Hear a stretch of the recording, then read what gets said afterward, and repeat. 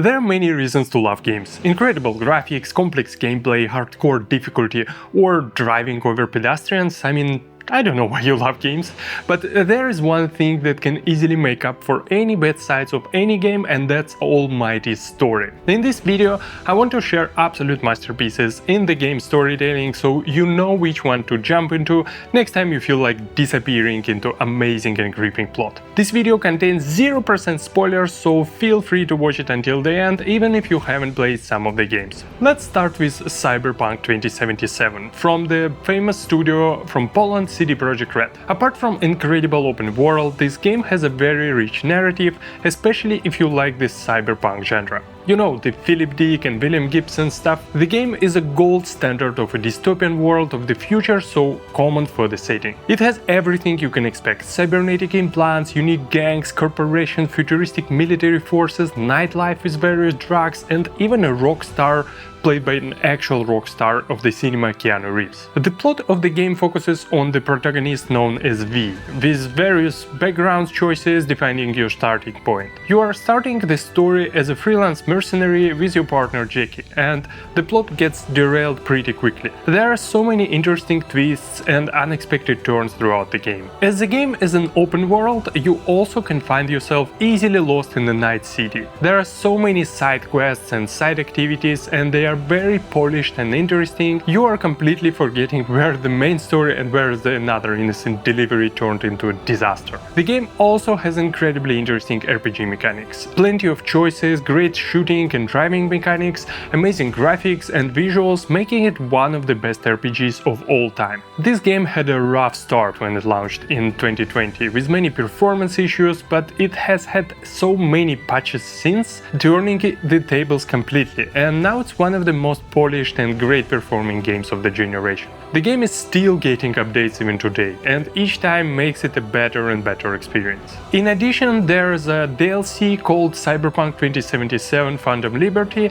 which is strongly recommended for your purchase even if you're playing for the first time. DLC has a lot of cool innovations and a new plot featuring Idris Elba. Next on my list is a Red Dead Redemption 2 from Rockstar Games, which is essentially GTA in the Wild West, but in reality it's so much more. The game has probably one of the best open world in games ever created, and I'm yet to see the better one. Maybe GTA 6 will get that. If you will be just walking or galloping around, you will be constantly finding yourself in some events and stuff happening around you all the time. Someone screaming for help, or some robberies going on, or you find an abandoned broken wagon and try to investigate what happened. It's just so easy to get lost in those random encounters. Add to that many side missions and activities and a very long but super interesting main story, and you got yourself a truly incredible 100+ hours in the dangerous but marvelous world of the Wild West. The plot follows the story of Arthur Morgan, an outlaw and of course a member of a gang.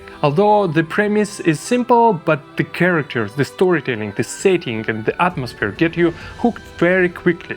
It's truly one of the best story-driven games of recent years, and absolute must if you're looking to spend a lot of hours with a deep narrative. By the way, if you're looking for a way to discover new games and keep track of what you've played, check out Searchtoplay. It's a social platform where you can log your games, discover new ones, share reviews and see what others are playing. Basically a Letterboxd or Goodreads for gamers. Next is Mass Effect Trilogy from RPG Masters BioWare. As it was impossible to pick just one game from the series, I'm just picking the whole pack. Those games are hardly separable, and I strongly recommend playing them all together, especially now when they are sold as Mass Effect Legendary Edition, which includes all 3 games along with modernized graphic and gameplay improvements. Mass Effect is massive, pun intended. It's true epic space opera, and I hope I won't be crucified for it, but I think it's on the scale of the great Star Wars saga. You play as a Commander Shepard, a brave leader and a graduate of the System Alliance Special Forces program, starting with a routine mission and eventually taking on himself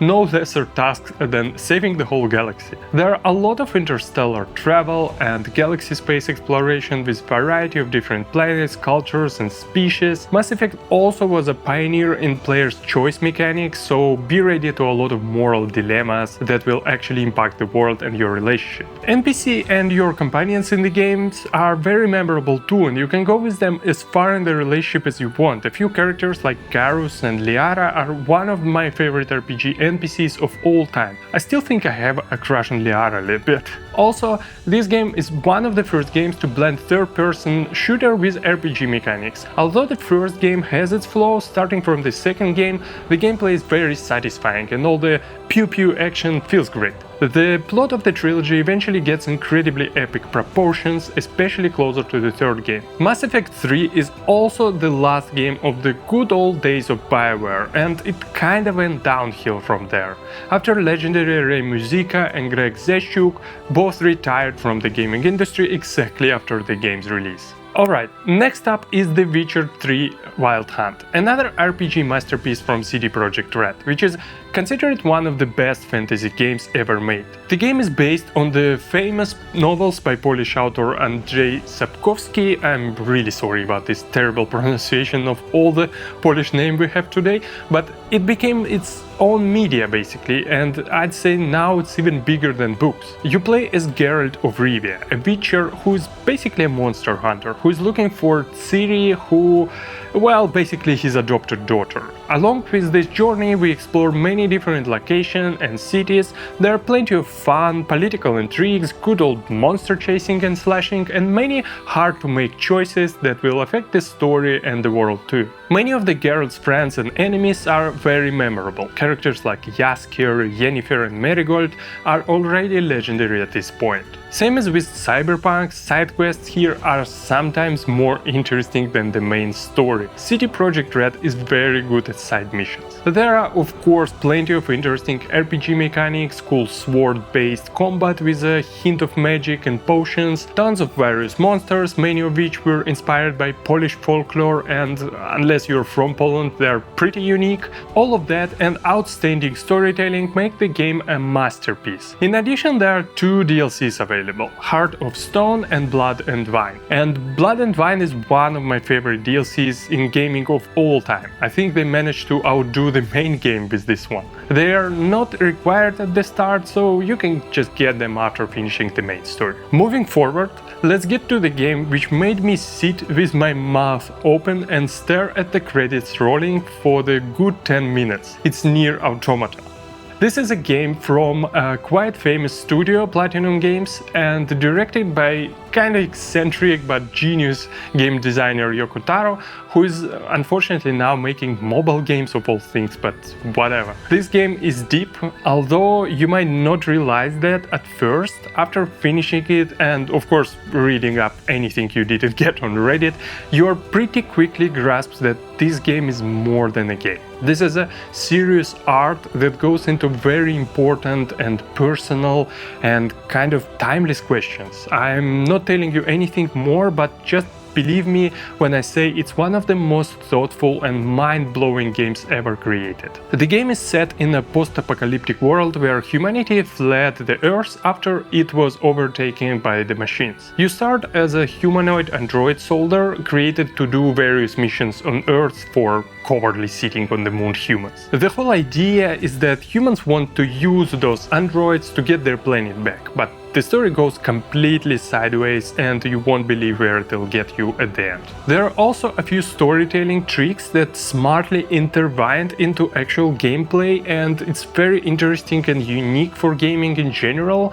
At least I haven't seen them anywhere else. Gameplay-wise, it's a third-person action adventure with RPG elements, and the fighting is very close to being quite iconic for the studio hack and slash genre. There's a lot of very fast-paced close combat, and the game is styled as, I guess, Japanese anime. There are probably better words for the style they used, so if you know, let me know in the comments. The game might not be as rich in terms of world building and side questing and NPCs, but believe me, it's worth your time if you want to hear a truly breathtaking storyline with very deep topics. And don't forget to finish the game to the end. I mean, end.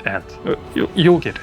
Next is another modern gaming classic, The Last of Us Part 2. The first game is great, don't get me wrong, but if I had to pick just one, it'll always be second one for me. It built up on the first game's story, but went much deeper and detailed. I still recommend playing both games, especially as they are closely related story-wise. If many of the games on my list has great stories, rich worlds and deep narrative, The Last of Us is all about emotions. This is a very personal, touching and I care about this character so much kind of story, especially if you like despair and zombie apocalyptic setting, aka The Walking Dead. The game picks up from the original story, but in this game you start to play as Ellie, and in the first one you mostly play it as Joel. Ellie is grown up and now can be a strong playable character with her own unique style. Naughty Dog Studio is very good at delivering stories about growing up, trauma, violence, grief and all the other feelings, and with The Last of Us 2 they absolutely mastered it.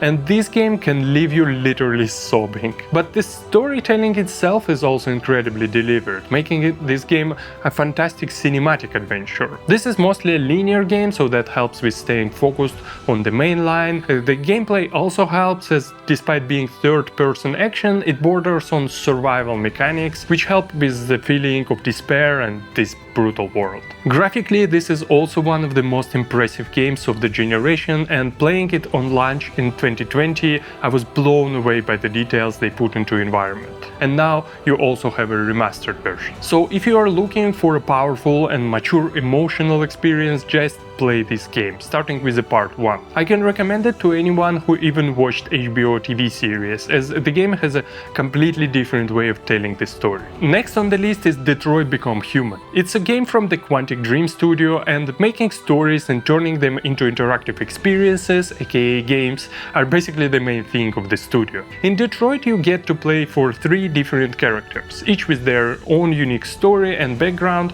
in the world of the future, more specifically 2038, when androids are very common and many people can buy them as a home helper, for example. The game itself is a third-person adventure where you basically just walk, use quick-time events and make choices. That's the gameplay. But the game story is great. It has serious topics such as general AI and consciousness, which are quite important topics in our day and age too. This game is like a good thriller movie where you decide where the story goes next, who will survive and what the actual endings will be. It's a super replayable, has many interesting twists and emotional roller coasters, and overall a great storyline. If you want to try interactive adventure games, this one is the place to start, but if you already played it, I definitely recommend you take a look at Heavy Rain, another game from the studio. Heavy Rain is when I fell in love with Quantic Dream, and it's a completely different psychological thriller about a serial killer. This game is more of a Zodiac or Seven type of story.